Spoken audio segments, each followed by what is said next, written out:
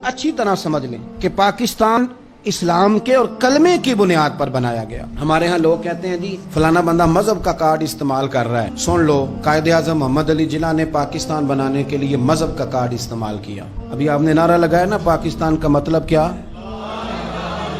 तो ये मजहब का कार्ड नहीं, मजहब का कार्ड इस्तेमाल किया तो पाकिस्तान बना। अब तो नहीं मुझे पता, मुझे ज्यादा मौका नहीं मिलता। जब सिर्फ हम पाकिस्तान टेलीविजन ही देखते थे ना, PTV, तो जब 14 अगस्त करीब आता था तो कायदे आजम के छोटे छोटे कॉल टीवी पे आते थे और वही किताबों में भी दर्ज हैं। बिल्कुल पाकिस्तान टेलीविजन में नशर करता था। पेशावर यूनिवर्सिटी में पाकिस्तान बनने से चंद साल पहले, 2-3 साल पहले कायदे आजम का खिताब हुआ। नौजवानों ने पूछा, पहला सवाल, बस 2 सवाल 2 जवाब सुन लें। जितने मुसन्निफीन आए कायदे आजम पे लिखने वाले, ये सब नहीं लिखा है। तालिब इल्मों ने पूछा मोहम्मद अली जिन्ना से कि सर आप ये बतलाइए पाकिस्तान कब बनेगा? तो कायदे आजम कहने लगे ये तो उस दिन बन गया था जिस दिन पहला हिंदू कलमा पढ़ के मुसलमान हुआ था।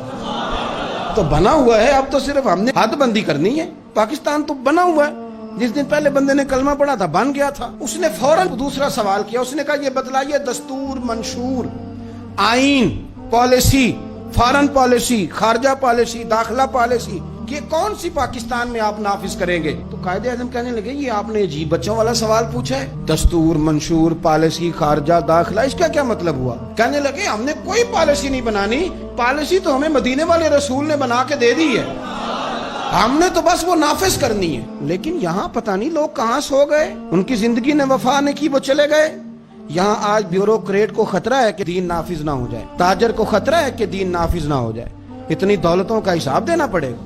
यहाँ बहुत सारे वडेरों को, जागीरदारों को खतरा है कि दीन नाफिज ना हो जाए, चलो मुझे क्या लेने दो। बड़ी बड़ी गद्दी वालों को खतरा है कि कहीं दीन ना नाफिज हो जाए, पीरों को खतरा है, मौलवियों को खतरा है, ये नाफिज हो गया तो मेरी पुजारों का भी मुझे हिसाब देना पड़ेगा।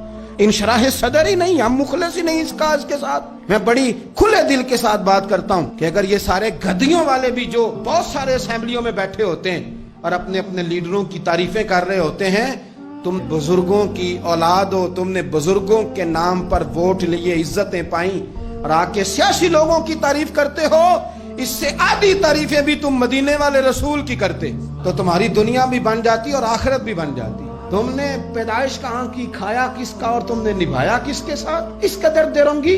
तो पाकिस्तान निजाम मुस्तफा सल्लल्लाहु अलैहि वसल्लम के लिए बना है, इसमें दीन नाफिज होगा जब इसके अंदर हुजूर का बनाया हुआ कानून लागू होगा, जब इसके अंदर वो सजाएं जो नबी पाक ने बयान की वो नाफिज होंगी। आप देखें ना, हुजूर ने फरमाया था कि मैं वो निजाम लेके आऊंगा कि एक औरत मकाम हिरा, बहुत दूर था मक्के से, फरमाया एक बीबी अकेली मकाम हिरा से चलेगी और वो मक्के आएगी, मदीने आएगी, उसे किसी का डर नहीं होगा, अकेली चलेगी। हम तो अपनी जवान बच्ची अपने मोहल्ले की गली में रात को अकेली नहीं भेज सकते, हालांकि बड़े कैमरे, बड़ी खुफिया एजेंसियां, बड़े इदारे, लेकिन मेरे रसूल पाक बज़ाहिर कोई कैमरा नहीं, कोई खुफिया इदारा नहीं। फरमाया मैं वो निजाम लाऊंगा, मकाम हिरा से औरत अकेली चलेगी और मदीने आएगी, सिवाय अल्लाह के किसी का खतरा नहीं होगा।